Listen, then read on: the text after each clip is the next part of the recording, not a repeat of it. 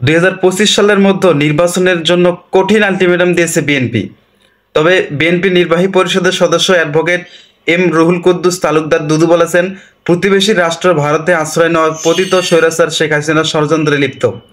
যত সময় যাচ্ছে তিনি সেখানে বসে তত ষড়যন্ত্রের ডালপালার বিস্তার ঘটাচ্ছেন। এসবের শক্ত জবাব দিতে দেশে নির্বাচিত সরকার প্রয়োজন। এজন্য 2025 সালের মধ্যেও জাতীয় নির্বাচন দিতেই হবে।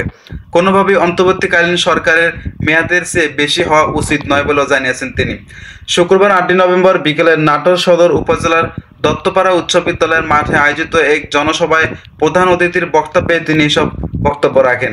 তিনি বলেছেন যে দেশে নির্বাচিত সরকার না থাকায় পৃথিবীর যারা এখানে বিনিয়োগ করতে তারা সাহস পাচ্ছেন না। বাইরের বিনিয়োগ কমে যাচ্ছে। তাই নির্বাচনের মাধ্যমে গণতান্ত্রিক সরকার ক্ষমতায় এলে দেশের সার্বিক পরিস্থিতি যেমন ভালো হবে, ঠিক তেমনি বাহিরের বিনিয়োগ বাড়বে, কর্মসংস্থান বাড়বে এবং দেশের উন্নয়ন হবে। তিনি আরো জানিয়েছেন যে দেশের সকল সংকট নেতৃত্বে দেয় জিয়া পরিবার। বিএনপির প্রতিষ্ঠাতা জিয়াউর রহমান ও শহীদ রাষ্ট্রপতি জিয়াউর রহমান 1971 সালে মহান স্বাধীনতার ঘোষণা দিয়ে এই জাতিকে একটি স্বাধীন রাষ্ট্র দিয়েছেন। বিশ্বের মানচিত্রে বাংলাদেশের নামে একটি স্বাধীন রাষ্ট্রে জন্ম দিয়েছেন। আমরা পাকিস্তানি হানাদার বাহিনীর হাত থেকে মুক্ত হয়েছি।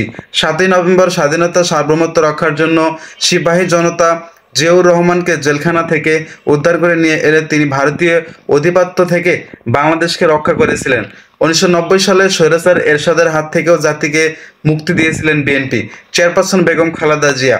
বিএনপি নির্বাহী পরিষদের এই সদস্য বলেছেন, 2024 সালে পতিত স্বৈরাচার শেখ হাসিনার হাত থেকে ছাত্র জনতা যে আন্দোলন করেছেন, দূর থেকে হলেও এই আন্দোলন সংগ্রামী নেতৃত্ব ও পরামর্শ দিয়ে তিনি বেগম খালেদা জিয়া জাতিকে মুক্ত করতে আগামীর দিনেও দেশের মানুষকে তাই বিএনপির ভারপ্রাপ্ত চেয়ারম্যান তারেক রহমান একটি সুখী সমৃদ্ধ বাংলাদেশ উপহার দেবেন।